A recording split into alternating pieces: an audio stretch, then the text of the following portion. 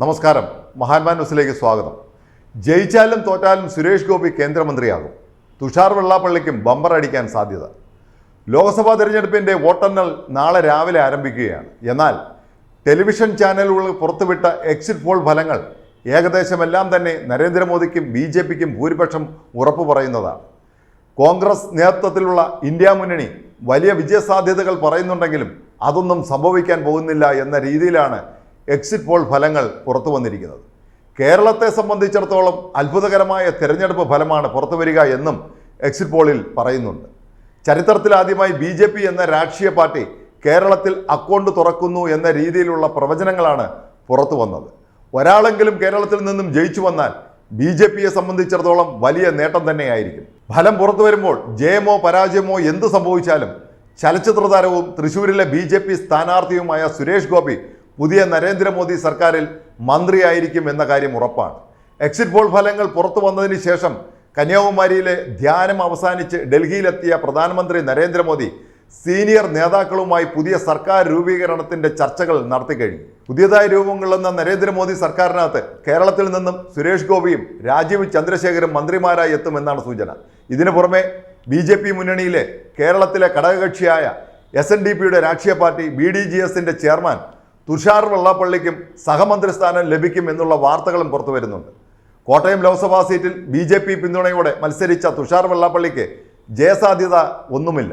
എന്നാൽ കഴിഞ്ഞ തെരഞ്ഞെടുപ്പിനേക്കാൾ വോട്ട് ശതമാനം കൂടുതലായി തുഷാർ വെള്ളാപ്പള്ളി നേടും എന്ന തരത്തിലുള്ള വാർത്തകൾ പുറത്തു വന്നിരുന്നു. കേരളത്തിൽ BJP മുന്നണിയിലെ അല്പം സ്വാധീനമുള്ള പാർട്ടിയാണ് തുഷാർ വെള്ളാപ്പള്ളിയുടെ പാർട്ടി. കഴിഞ്ഞ തെരഞ്ഞെടുപ്പിൽ വയനാട്ടിൽ രാഹുൽ ഗാന്ധിക്കെതിരെ ആയിരുന്നു തുഷാർ വെള്ളാപ്പള്ളി മത്സരിച്ചത്. കഴിഞ്ഞ നരേന്ദ്രമോദി മന്ത്രിസഭയിൽ തുഷാർ വെള്ളാപ്പള്ളിക്ക് ചെറിയ മന്ത്രി പദവി ലഭിച്ചേക്കും എന്നുള്ള വാർത്തകൾ ആ സമയത്ത് പുറത്തു വന്നിരുന്നു. എന്നാൽ കേരളത്തിലെ BJP നേതാക്കൾ ശക്തമായി എതിർത്തപ്പോഴാണ് തുഷാർ വെള്ളാപ്പള്ളി പുറത്തായത്. പിന്നീട് കേന്ദ്ര സർക്കാരിൻ്റെ കീഴിലുള്ള ഏതെങ്കിലും കോർപ്പറേഷൻ ബോർഡ് ചെയർമാൻ പദവി തുഷാർ വെള്ളാപ്പള്ളിക്ക് നൽകുമെന്ന രീതിയിലുള്ള വാർത്തകളും വന്നിരുന്നു. എന്നാൽ ഇതൊന്നും സംഭവിച്ചില്ല. നിലവിലെ നരേന്ദ്രമോദി മന്ത്രിസഭയിൽ കേരളത്തിൽ നിന്നും V മുരളീധരനും രാജീവ് ചന്ദ്രശേഖരനും മന്ത്രിമാരാണ്. ഇതിൽ രാജീവ് ചന്ദ്രശേഖർ പുതിയ മന്ത്രിസഭയിൽ ഉണ്ടാകുവാനാണ് സാധ്യത.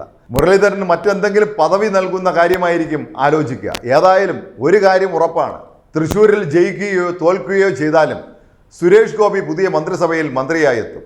ഇതിനനുകൂലമായ നിലപാടുകൾ കേരളത്തിലെ BJP നേതാക്കളും പ്രകടമാക്കിയിട്ടുണ്ട് എന്നാണ് അറിയുന്നത്.